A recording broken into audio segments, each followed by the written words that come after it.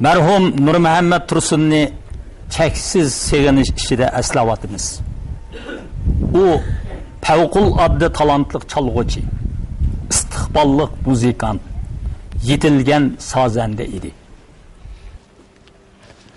Biz uning ömrünün en şanlıq mezgillerinde onundan ayrılıp kaldık. Bu hal bizi çeksiz kaygıya saldı. Merhumunun hayat vaktideki biz bilen billi boğan güzel eslimelerini esleş bilen özümüzge teselli izdevatımız. Anlan, bu kayaktan kelgen nida. Yetsen kadrimge keçkip bırak, Üçkinide kalbimde ümittin çırak, turar sen şu mağrur kaddını egip, söygümnün kavrisini baskanda şırak.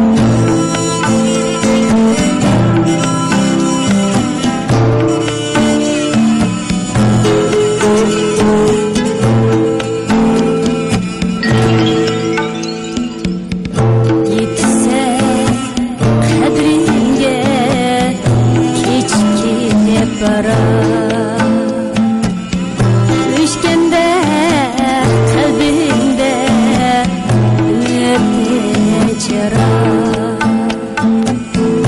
yetse kadrimge kechikib barar. Üçgende kalbimde ümit çırak.